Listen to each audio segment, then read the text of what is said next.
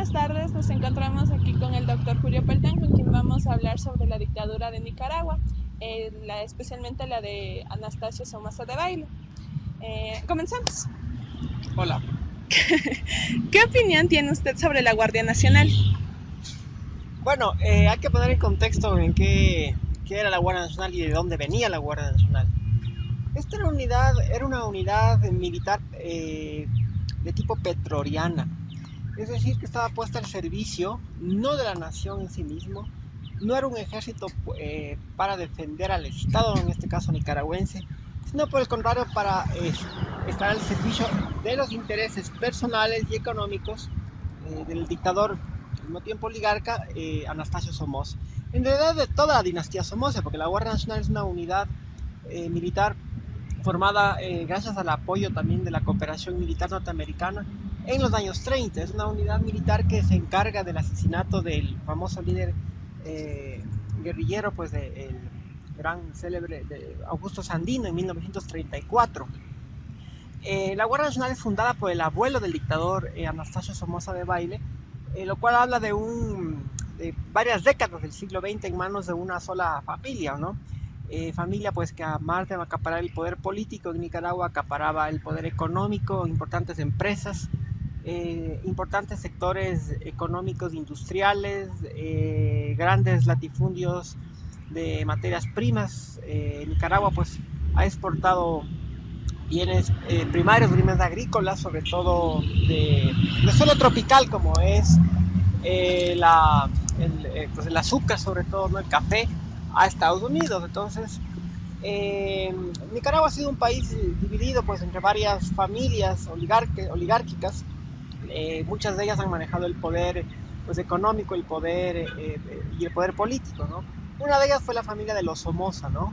Otra importante familia es de los Chamorro, pero bueno, el caso de la familia Somoza pues es la que logra, gracias a su perpetuación en el poder político y a su alianza estrecha con Estados Unidos, fortalecer a la Guardia Nacional. Una Guardia Nacional que era entrenada en West Point, también fue entrenada en Panamá, una unidad militar con la cual tenía una importante doctrina que le afianzaba en su carácter antiizquierdista, pero también profundamente represora de los derechos humanos, profundamente represora de todo tipo de reivindicaciones sociales.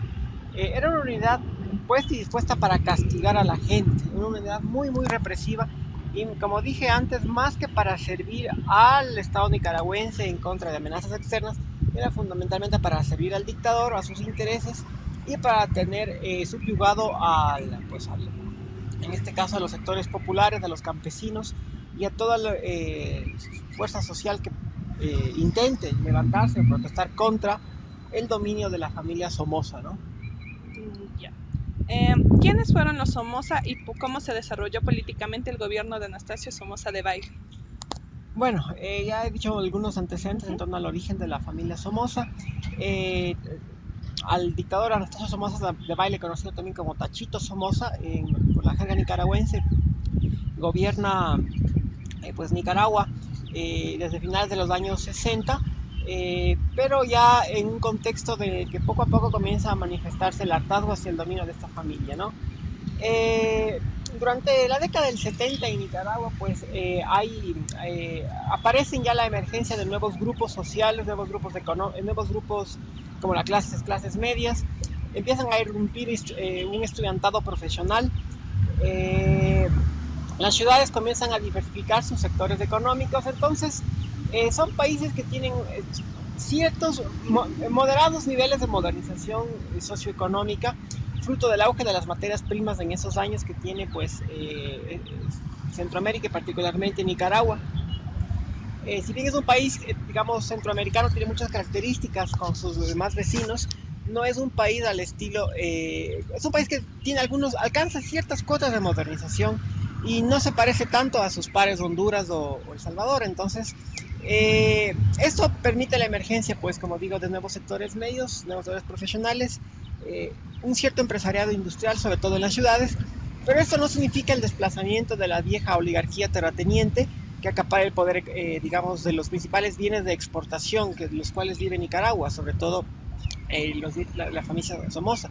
A diferencia del caso ecuatoriano, donde el petróleo se nacionaliza en esas épocas y pasa a ser el Estado el beneficiario de los recursos primarios exportadores estratégicos o principales, en Nicaragua eso no ocurre. En Nicaragua la oligarquía sigue concentrando el poder económico, y ese poder económico, los grandes latifundios son los que van facilitando son los que explican o están detrás de las altas tasas de exportación que tiene Nicaragua pues, durante esos años. Entonces aquí se da un desarrollo, como digo, a ciertos niveles de modernización, pero el poder político sigue concentrado en una sola dinastía. Entonces no hay apertura política, y cuando se produce, según la teoría de la modernización, un desfase entre lo que es el desarrollo económico, pero no una apertura político-democrática, lo que subsanan son, bueno, lo que vienen son procesos de inestabilidad política, y eventualmente lo que terminó ocurriendo finalmente una revolución, puesto que al no haber posibilidad de cambio político, lo que ocurre pues es la posibilidad de un cambio político por la vía armada, en este caso la vía revolucionaria.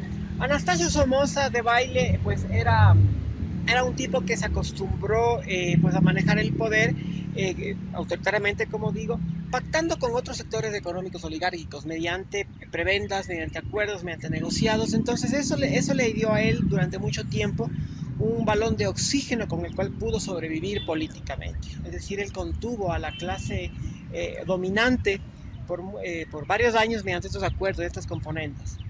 En tanto que los sectores populares, digamos, la política de la represión, pero los sectores medios estaban totalmente castrados de cualquier forma de acceso, de acceder al poder político, de encontrar en el Estado, con el gobierno, alguna eventual proceso de mejora de sus condiciones de vida o de expectativa social, ¿no? Entonces, un gobierno blindado con pocas posibilidades de acceso o de apertura a otros sectores sociales y políticos, era a la larga una bomba de tiempo. Era una bomba de tiempo con la cual durante esta época no lo sentía la familia Somoza ninguna presión, no veía ninguna amenaza a sus intereses, por lo que contaba con la Guardia Nacional como fuerza pues represora. Personalmente Anastasio Somoza era un tipo muy intransigente, escuchaba poco, y muy porfiado en todo tipo en no acceder a ningún tipo de demanda o reivindicación que saliera por fuera de su círculo muy íntimo, ¿no? Como digo, él no gobernaba en general con toda la clase oligárquica, sino que la contentaba simplemente con acuerdos, con negocios, con contratos, y así la mantuvo contenta.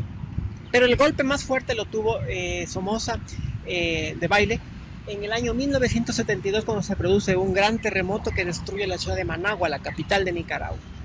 El terremoto también marca un antes y un después, porque ese terremoto develaría la incapacidad total o la insensibilidad total del régimen ante las durísimas condiciones de vida del pueblo. El pueblo nicaragüense ya era pobre, digamos, vivía en condiciones de falta de acceso a muchos bienes y servicios públicos. El terremoto va a ser un condicionante que va a agravar esas condiciones. El gobierno no hace nada, no se sensibiliza por esta emergencia nacional que hay, lo cual va a develar la falta incluso de patriotismo, y va a ir poco a poco menguando esta imagen con la cual se vendía Somoza, de que él era el padre protector de la patria. Él era el oligarca, el jefe de una dinastía que estaba llamado a proteger, una especie de rey dictador, ¿no? Que estaba llamado a proteger a su país. Esto no se da o se demuestra lo contrario con el terremoto. Y lo que es más grave, la ayuda humanitaria que recibe Nicaragua de varios países extranjeros, Estados Unidos, México, los países europeos, para ayudar a Nicaragua a su reconstrucción, terminan en los bolsillos de la familia Somoza. La ciencia política la ha denominado por lo general al régimen de Somoza, al igual que el régimen de Joaquín Balaguer, por ejemplo, en República Dominicana, de los Niños Trujillo en ese mismo país, o de Duvalier en Haití, como un tipo de autoritarismo patrimonialista. El autoritarismo patrimonialista es un tipo de autoritarismo que concentra el poder en un sultán, en un rey, en una figura personal. Y este caudillo, este hombre fuerte, concentra para sí todo tipo de recursos económicos, políticos, militares del país, y usa el Estado para su beneficio. Es muy distinto a la tipología de régimen militar autoritaria que tiene otra tipología, otra denominación de acuerdo a la ciencia política. Se podría llamar como, algunos lo han llamado como, o donde lo han llamado como, por ejemplo, las dictaduras, regímenes burocráticos autoritarios. Es el caso argentino, por ejemplo, es un caso distinto. El caso ecuatoriano es también muy diferente. La dictadura militar ecuatoriana, como lo dijimos en alguna ocasión, un tipo de autoritarismo modernizador con ideología nacerista, con algunos rasgos inclusive de lo que fue el viejo fascismo ecuatoriano, el ARNE, pero ese no es el caso de Somoza. La familia Somoza en Nicaragua estableció entonces una tipología de régimen militar, autoritario, de tipo patrimonialista, que consiste en el acaparamiento de poderes políticos, económicos, militares y jurídicos en una sola persona, en una sola familia y en desmedro de todo un pueblo. Durante la dictadura de Somoza Debayle, ¿qué condiciones de trabajo tuvo la prensa? Bueno, dura, en realidad dura, y aquí cabe mencionar un capítulo especial. Dura en general la prensa, pues mientras no estuviera alienada con el régimen o que mientras no le haga sombras no tenía ningún inconveniente. Pero el principal medio de comunicación escrito de esos años en Nicaragua era el periódico La Prensa, que era en cambio propiedad de la poderosísima dinastía de los Chamorro. Los Chamorro en Nicaragua, su genealogía se remontaba a jefes políticos, expresidentes, grandes industriales, importantes dueños de haciendas, pero también eran los dueños del diario La Prensa. Sin embargo, para esos años, el principal representante de la familia Chamorro, digamos de la oligarquía nicaragüense no somocista, estaba en manos pues del señor Pedro Joaquín Chamorro, con el diario La Prensa. Pedro Joaquín Chamorro se caracterizó por ser un dueño de un medio de comunicación que dio mucha apertura en su periódico a todo tipo de reportajes científicos, culturales, y era un periódico muy querido. Pese a ser de origen oligárquico, el pueblo nicaragüense que quiso mucho este periódico porque se preocupó en sus reportajes, en sus crónicas, por evidenciar la dura situación del pueblo nicaragüense. Fue el periódico que denunció los atracos y los negociados de la familia Somoza con la ayuda humanitaria del terremoto del año 72. Entonces era un periódico que gozaba de la simpatía popular, era un periódico que sintonizaba con la idea de una nación civilizada, próspera, y de hecho el propio Pedro Joaquín Chamorro quería dar esa imagen de un empresario próspero, moderno, sensible con la necesidad popular, un hombre que se quería vender a sí mismo como un mesías, un hombre preocupado por las necesidades del pueblo. Entonces Pedro Joaquín Chamorro no solo que en su periódico hacía alusiones en sus reportajes fotográficos y periodísticos de la dura situación del pueblo nicaragüense, sino que también el periódico lo hacía como una tribuna en cierto modo de denuncia. Pero también daba apertura, como dije anteriormente, en este periódico a poetas muy importantes, como el propio padre Ernesto Cardenal.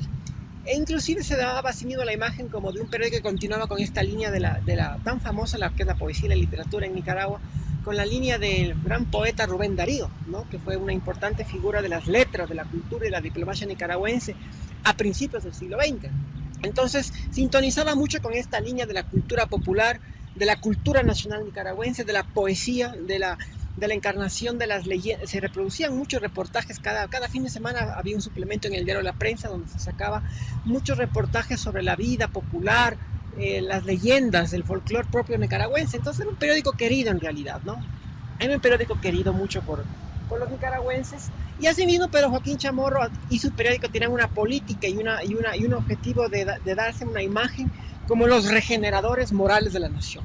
Ante una Nicaragua dolida por el terremoto, sometida por una dictadura patrimonialista familiar, quería asimismo romper todo eso a través de esta idea de una regeneración moral, una regeneración ética, una regeneración nacional, de la mano de una redención cristiana, ¿no?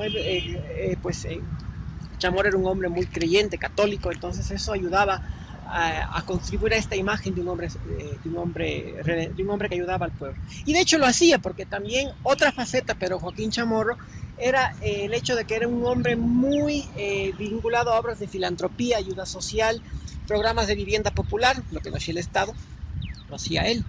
Él se preocupaba por salir también en la sección social, entonces se preocupaba por dar una imagen de un hombre muy vinculado en los cócteles, en los eventos culturales. Él estaba pues, aparecía siempre fotografiado con poetas, con escritores, en eventos, en cafés literarios, en eventos, en certámenes sociales, deportivos. Entonces daba la imagen de un hombre preocupado por su pueblo, porque aparecía constantemente en las páginas sociales como un hombre constantemente rodeado de, no solo del círculo de la élite nicaragüense, sino de la clase popular. Por eso los estudiosos lo han señalado como el puente, como un vínculo, hasta el señor Chamorro, pero Joaquín Chamorro, como el vínculo entre las clases populares y las élites. Entonces era esta imagen. Todo fue así hasta que en el año 1978 el hijo de Anastasio Somoza perpetúa un horrendo crimen en el cual la principal víctima fue Pedro Joaquín Chamorro. Este crimen prácticamente pone los pelos de punta a Nicaragua. Fue un acto de indignación masivo, pero sin antecedentes en Nicaragua. Esto develó la imagen de la dictadura de Somoza como una dictadura totalmente antihumana, bárbara, atroz. Entonces aquí se dibujó, ya se empezó a plantear el panorama político nicaragüense entre una lucha entre la civilización y la barbarie, entre la humanidad, entre la idea de nación versus la idea de la antihumanidad, la idea de un hombre anticristiano, como era pues Somoza. Este crimen realmente pues sacude, conmueve enormemente a todo el pueblo nicaragüense. El sepelio al cementerio general de Managua con el féretro de Pedro Joaquín Chamorro es secundado por cientos de miles de nicaragüenses. Hay una misa, la cúpula de la Iglesia Católica, que bueno, también en Nicaragua tiene un activismo político muy alto, condena este crimen. Y la dictadura somocista cada vez va a quedar vista como una dictadura salvaje, represora, atroz. Entonces cada vez comienza a ser vista de una manera incivilizada la dictadura. Pero la Guardia Nacional se encarga de que las protestas que develan de este sepelio, de este multitudinario sepelio, que es secundado por miles de personas, como estoy diciendo, se van a encargar de que no se derrame una protesta generalizada. La Guardia Nacional contiene a punta de violencia, a punta de fuerza pues esta protesta. Entonces con esto he querido develarlo cómo era la situación de la prensa en Nicaragua durante este periodo. ¿Qué papel desarrolló el Frente Sandinista de Liberación Nacional en la dictadura de Somoza Debayle? Bueno, el Frente Sandinista de Liberación Nacional se funda en los años 60 por José Amador Fonseca, concretamente en 1964, y es una guerrilla conformada sobre todo por jóvenes, por estudiantes de estos que hablo, que no encuentran en la vía política, en el Estado, una fórmula de acceder a sus demandas, a su participación, que se ve castrada. Entonces deciden tomar las armas durante ese periodo. Pero era una guerrilla todavía pequeña, digamos, que con el tiempo va a ir paulatinamente creciendo. Empiezan a operar en zonas urbanas y rurales, la guerrilla sandinista, pero bueno, va a ser constantemente acosada por la Guardia Nacional. La guerrilla Frente Sandinista no es una guerrilla homogénea, tiene varias facciones. Una de ellas es el grupo de una de ellas la facción, tiene una facción liderada pues por varias cabezas, varios cuadros. Entonces no tiene una ideología, no tiene, perdón, un mando unificado ni una unidad política muy definida. Entonces tiene varias figuras que lo lideran. Pues ha sobresalido mucho la imagen de Daniel Ortega como el principal jefe de esa unidad, pero no es la única, no es el único jefe de esa guerrilla. Pues están varias cabezas. Con el tiempo van a ir incluyéndose a otros figuras como sacerdotes, en fin, ahí está la gran figura del padre Ernesto Cardenal, poeta también, pero esta guerrilla pues recupera mucho en cuanto a su legado histórico, la lucha de Augusto Sandino, ¿no? Pues que luchó contra la intervención estadounidense en Nicaragua y también contra el dominio de las oligarquías oligarquías nicaragüenses. Ahora, también la guerrilla se veía se dedicó fundamentalmente a la lucha contra los Somoza, porque los Somoza, pues en cambio, querían dar su imagen de una dictadura personalista, como dije antes, pero que había puesto fin a las guerras entre liberales y conservadores en los años 20 y 30, entonces era el símbolo de estabilidad política. Por eso tampoco Somoza quería ceder el poder, ¿no? Tenía el temor de que se desate una pugna política. Los sandinistas interpelan esa visión, ese discurso, y ellos también encabezan esta protesta, esta indignación, y van a jugar un rol más significativo durante la conocida etapa revolucionaria. Los sandinistas, digamos, mientras van desarrollando su fuerza política durante estos años, los años 70, van a aparecer otros grupos, otros actores políticos de oposición a la dictadura somocista. El grupo de los 12 es el grupo de la Unidad Patriótica Popular. Entonces son varios grupos políticos que van apareciendo, varias confederaciones en las cuales convergen sindicatos, partidos de izquierda, los socialistas, los marxistas, en varias organizaciones. Entonces los sandinistas son mundialmente famosos, pero no son los únicos. Con eso quiere decir que hay durante esta época otras fuerzas populares sociales que también toman un importante protagonismo social en la lucha contra la dictadura somocista. Los sandinistas incluso no llegan durante estos años a tener un control total de las zonas donde operan. Va a ser a raíz del asesinato de Pedro Joaquín Chamorro y a raíz del crecimiento de la lucha política mediante ya una guerra en la cual los sandinistas van a ir adquiriendo cada vez más protagonismo.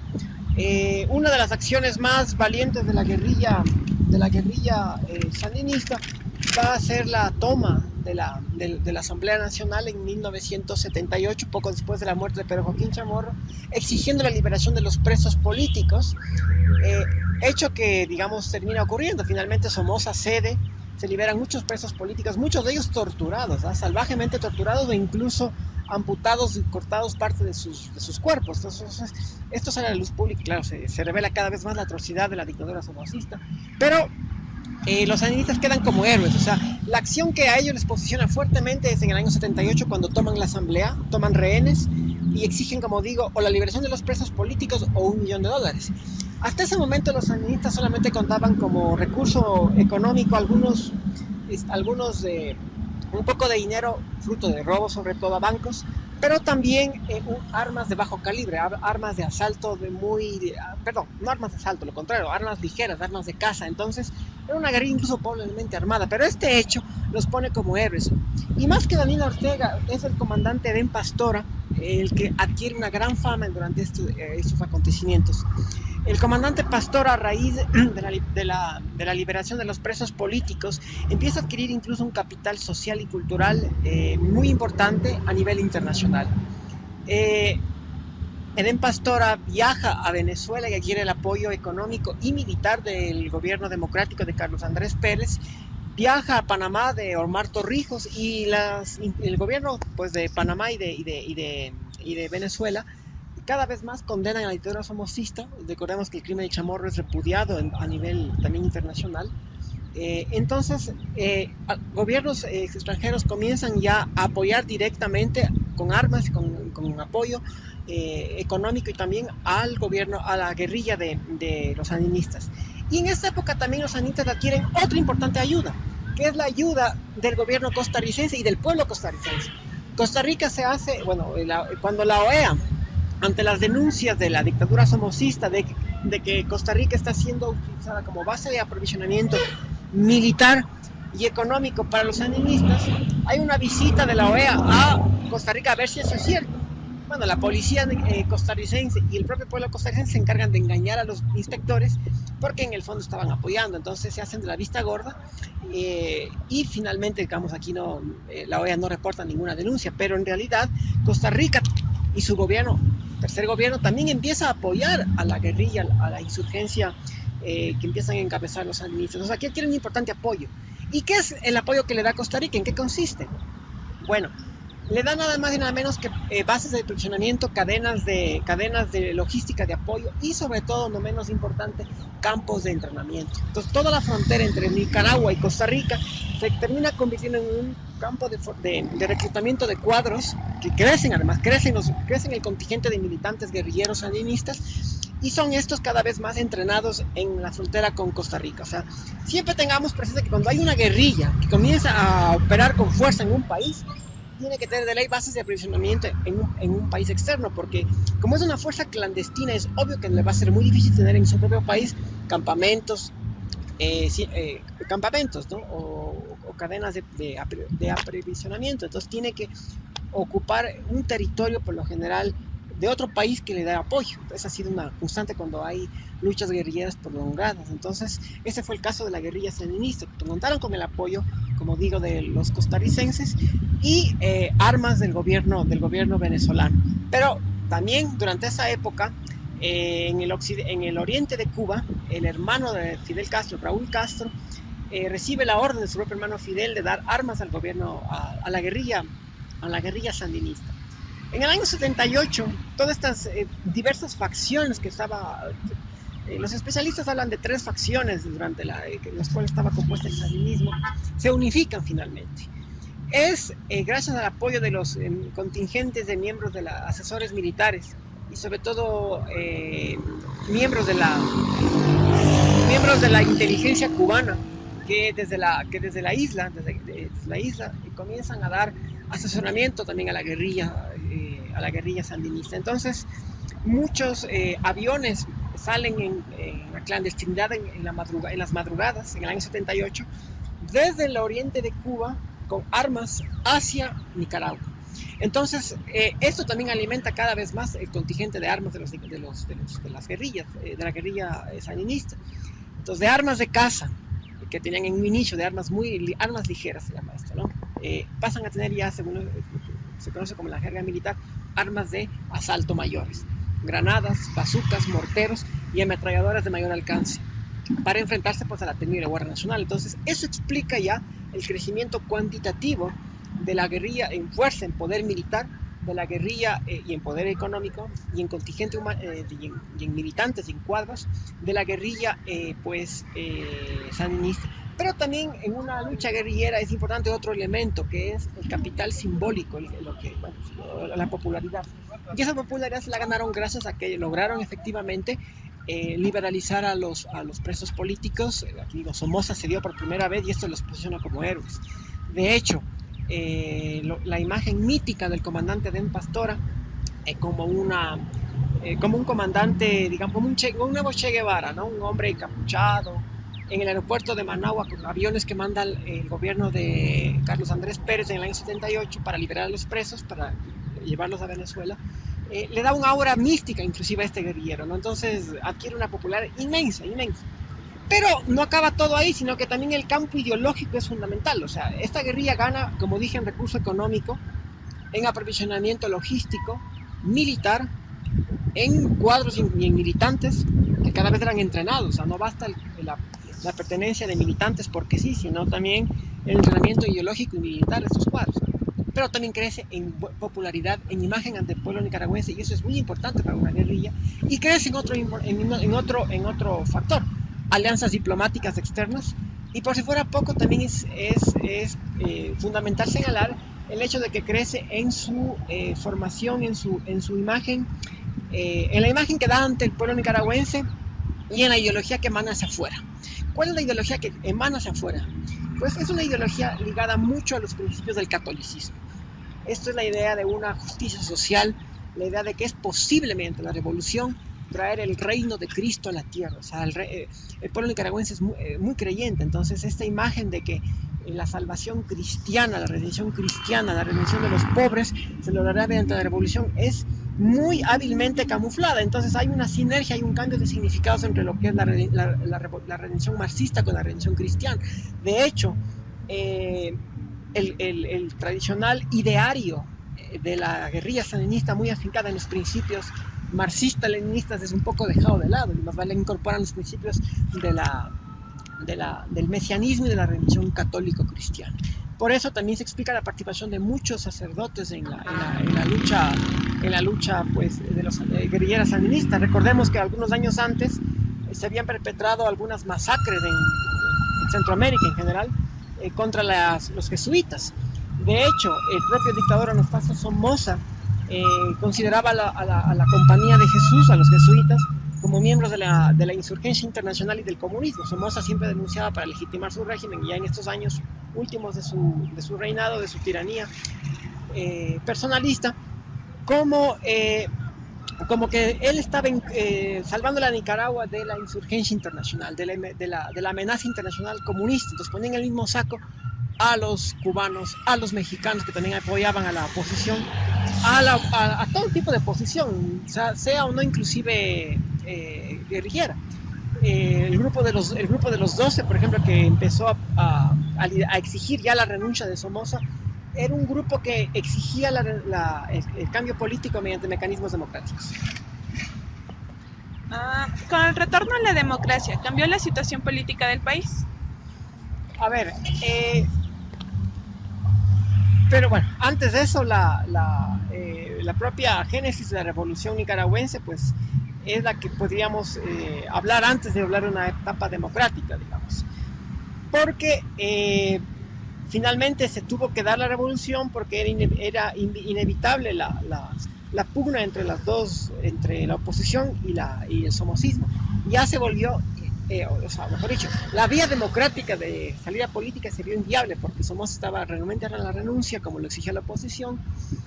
Cualquier mecanismo político, mediante un plebiscito, un acuerdo, una transición pacífica o unas elecciones generales, era inviable. Entonces terminó ocurriendo lo que ocurrió, que fue la insurgencia generalizada en varias ciudades de Nicaragua. Todo comenzó con un paro general que se convocó en septiembre de 1978 en varias ciudades nicaragüenses, en la cual participó el empresariado nicaragüense. O sea, los empresarios también cerraron las fábricas. Los trabajadores tenían su sueldo, es decir, el sueldo, nunca dejaron de percibir su salario los trabajadores de las fábricas nicaragüenses, las empresas nicaragüenses en esos años. Entonces, Somoza arremetió con mucha dureza, encarceló a muchos empresarios en ese tiempo, a finales del año 78, pero lo que fue mucho más condenable fue la masacre que hace la Guardia Nacional a muchos jóvenes, estudiantes de algunos colegios que en varias ciudades nicaragüenses comienzan a exigir la renuncia de Somoza. Entonces fue un paro nacional que le secundó de una insurrección urbana en importantes ciudades de Nicaragua como Masaya, por ejemplo, León, Granada. Entonces todas las ciudades arden en insurrecciones generales y que son posteriormente aplastadas a sangre y fuego por la Guardia Nacional somocista. Eso finalmente es lo que desata lo que se conoce como ya la guerra general, la revolución. Entonces comienza el año 1979 prácticamente ya con el país en llamas. Entonces los sandinistas de hecho combaten junto a un pueblo, junto a sectores populares, a estudiantes, amas de casa, profesionales, a campesinos. Es decir, la guerra se empieza a convertir ya no solo en una lucha entre guerrilla y gobierno, sino que esta guerrilla ya logra lo que en la teoría de las luchas guerrilleras es importantísimo, que es el apoyo ya, o la siguiente etapa, que es pasar de la guerra de guerrillas a la guerra de movimientos. En este caso, la guerrilla sandinista ya adquiere una importantísima movilización de gente que se le suma a nivel masivo y empiezan a adquirir importantes fuerzas sociales, políticas, que también luchan. Entonces luchan mano a mano guerrilleros y no guerrilleros contra la Guardia Nacional, porque las torturas, la masacre que hace la Guardia Nacional es abominable. La OEA de hecho condena en 1970, a finales del año 78, condena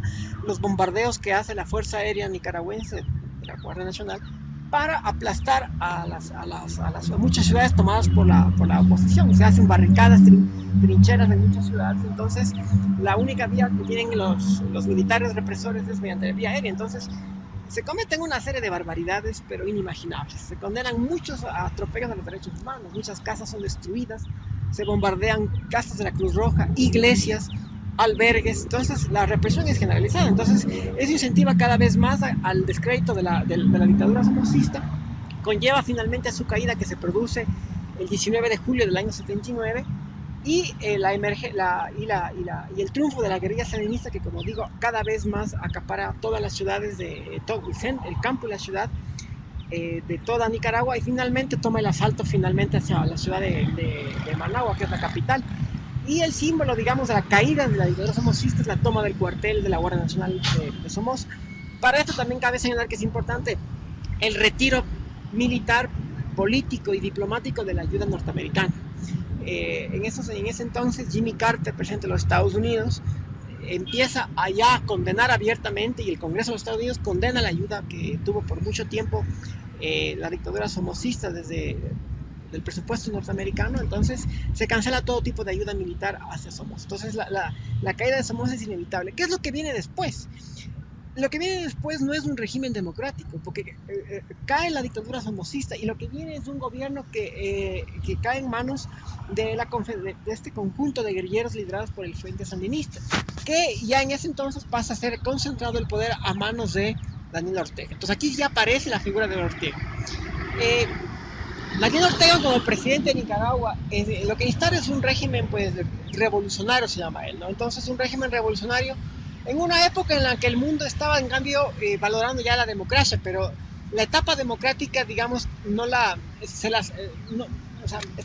estaba trazado. No sé, lo que se dio en Nicaragua fue un triunfo revolucionario político, y lo que viene es un gobierno, un gobierno, no sé, no podemos llamarlo dictadura, pero sí un gobierno que se consolidó gracias al triunfo de las armas y el apoyo popular masivo en la lucha. Entonces eso legitima al gobierno revolucionario de Daniel Ortega. Este gobierno tiene el poder en Nicaragua hasta aproximadamente 1990, durante toda una década, pero es un gobierno que tiene que ver con situaciones muy difíciles, porque inmediatamente, apenas triunfa la revolución sandinista, se produce una contrainsurgencia, esta vez liderada por lo que quedó de la vieja derecha, digamos, la vieja derecha política, pero sobre todo, aquí sí, por el nuevo intervencionismo norteamericano. Aquí de nuevo intervienen los Estados Unidos con la ayuda, recordemos que para ese entonces ya gobernaba un ultraconservador de Estados Unidos, el expresidente Ronald Reagan. Entonces él da mucho apoyo militar, pero para una contrainsurgencia derechista. Entonces lo que aparecen son los paramilitares, fuerzas paramilitares llamados la Contra. Entonces Nicaragua, lamentablemente, después de tantos años de terremotos, de tragedias, después de la guerra contra Somoza, se ve sometido a una nueva guerra, la guerra de la Contra. Entonces es una guerra que de nuevo desgasta recursos económicos, políticos, y el país se ve desgastado cada vez más. El tipo de régimen económico que impuso Ortega durante años, pues intentó ser una economía de tipo soviética, socialista. Se estatizan todo tipo de los medios de producción, se estatiza la comercialización de productos. Daniel Ortega, de hecho, estrecha importantes alianzas militares con la Unión Soviética. Es la última década de vida de la Unión Soviética. De hecho, Daniel Ortega preside el último, o es un invitado de honor en el último desfile militar que tiene lugar en Berlín en 1988, por el aniversario número 40 y algo de la República de la RDA, de la República Democrática de Alemania Oriental, presidida por Erich Honecker. Entonces Ortega es el invitado de honor en Berlín, en esta ceremonia, ¿no? Entonces esto facilita, o esto se acompaña en una época en la que ya el comunismo a nivel mundial estaba muy en descrédito. Entonces Ortega, ante la presión internacional ya de llevar importantes elecciones, a apertura política, se ve la obligación ya de abrir y hacer unas elecciones. Entonces Nicaragua por primera vez puede decir que ve unas elecciones, imagínense, por primera vez después de un siglo de luchas políticas, dictaduras, en fin, convoca elecciones con mucha expectativa. Esto a nivel mundial fue muy cubierto, ¿no? Las elecciones generales de 1990, en la cual dos fuerzas políticas se batieron en las urnas. El sandinismo, liderado por Daniel Ortega, que tenía importantes apoyos populares, sociales, como digo, gracias al apoyo que fue, o sea, los sandinistas no tuvieron que ocurrir un partido político. Ellos, a la raíz de las armas, de la lucha guerrillera, de la revolución, se consolidan como una fuerza política. Entonces, en el 90 participan ellos, por un lado, ¿no? Y por el otro, los sectores, digamos, de oposición, de derecha, que fueron antisandinistas, pero que apoyaron la caída de Somoza. Recordemos que estos sectores no participan de la caída de Somoza. Y eran el grupo de Arena, liderado por Violeta Chamorro, hija del fallecido periodista que me mencioné antes, Pedro Joaquín Chamorro. Entonces, 1990, ya cayó el muro de Berlín, se cayó la Unión Soviética. La Unión Soviética, de hecho, durante los últimos años, presidida por Mikhail Gorbachev, ya no apoyó militarmente a estas guerrillas. De hecho, Ortega se esperaba por apoyo militar. Entonces, también Ortega se ve forzado a llevarse a unas elecciones porque veía que era la única manera de parar el apoyo que daba Estados Unidos a la insurgencia de la Contra. Recordemos que ellos ya no tenían el apoyo militar soviético, Cuba ya dejó de apoyar también militarmente, entonces el gobierno revolucionario izquierdista de Ortega tiene que hacer unas elecciones que se llevan a cabo, como digo, en el año 90, tienen mucha expectativa a nivel internacional estas elecciones, y son elecciones en las cuales el sandinismo pierde, gana Violeta Chamorro y marca un nuevo ciclo político en Nicaragua, marcado por un ciclo de gobiernos de tipo de derecha de signo liberal, ¿no? El clan de los Chamorro. Y por último, ¿en la actualidad persisten acciones legales de los actos ocurridos durante la dictadura? Por supuesto que sí, porque veamos, hoy es otro contexto, estamos ya siglo XXI, pero veamos en lo que se han convertido los sandinistas. Después de una década, todos los 90, pues gobernó Arena en Nicaragua. Para finales de los...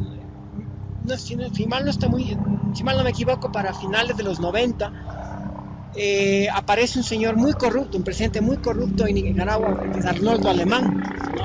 Que representa toda esta vieja derecha económica, pero con muchos casos de corrupción, o sea, el uso del poder político para enriquecerse. Entonces, eso descredita mucho la oposición a la derecha liberal nicaragüense y facilita las cosas para que en el año 2006 finalmente vuelva al poder el sandinismo de la mano nuevamente de Daniel Ortega, ya con su segunda esposa, la señora Murillo, ¿no? Pero bueno, este es un Daniel Ortega ya muy diferente, y este es un Daniel Ortega que ya habla de la paz y del amor, ya no de la revolución, ya se viste de color rosado, o sea, ya cambian algunos de los, ya se incorpora como mucho de la estética ya de la época actual, ya habla mucho del pacifismo, está a favor del matrimonio igualitario, siendo aparentemente católico. Entonces es un tipo que da una imagen ya de conciliación, da una imagen de más ya no de un revolucionario, de un guerrillero insurgente rabioso radical. Entonces gana bajo este discurso, bajo esta imagen, las elecciones generales del año 2006 de Ortega, pero gana, ojo, también tomando en cuenta que el sandinismo ya se había escindido. Los viejos compañeros de Pastora, el gran poeta, pues, y sacerdote Ernesto Cardenal, entre otras importantes figuras del sandinismo, ya habían roto con Ortega. ¿Por qué habían roto con Ortega? Porque ya vieron en él una actitud ambiciosa y desmedida por tener el poder.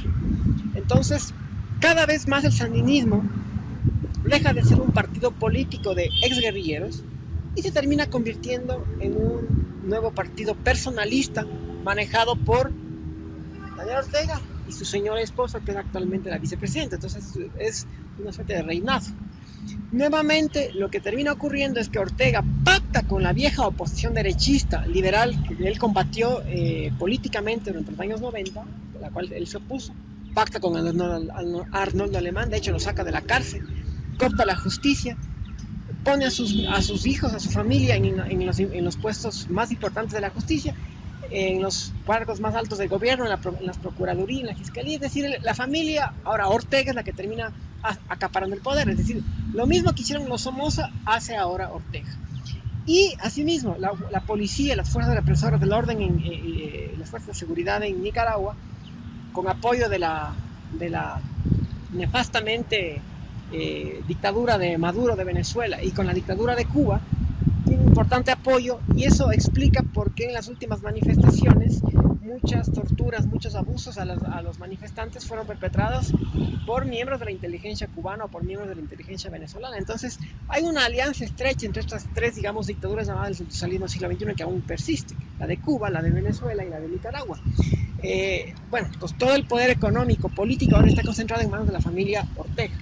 ¿Quién es dueño de medios de comunicación, de emporios empresariales, económicos? Son los hijos de Daniel Ortega. ¿Quién es la vicepresidenta? Es la señora Rosario Murillo, esposa de Ortega. Entonces, terminó ocurriendo Ortega se terminó convirtiendo en un pobre personaje que reprodujo lo que lo que los sandinistas combatieron. De hecho, nunca fue un personaje muy lúcido, muy intelectual, nunca fue la figura brillante como fueron otras destacadas figuras sandinistas. Más bien, como en contrario, puede decirse que fue un oportunista, un tipo que acaparó, supo jugar muy bien el poder político, acaparó en sus manos todo tipo de poderes, concentró en sus manos el sandinismo y prácticamente lo ha destruido. Entonces, hoy en día el sandinismo ya es un símbolo más bien de opresión, un símbolo de una dictadura familiar, más que lo que representó hace 40 años, que dicho sea de paso, estamos ya conmemorando 40 años de una revolución que estoy seguro que en Nicaragua no la celebra ya nadie, porque ese es un recuerdo que lleva pues, a justificar la actual dictadura personal de la familia Ortega. Eso, entonces damos por terminada la entrevista. Gracias. Listo, chicos.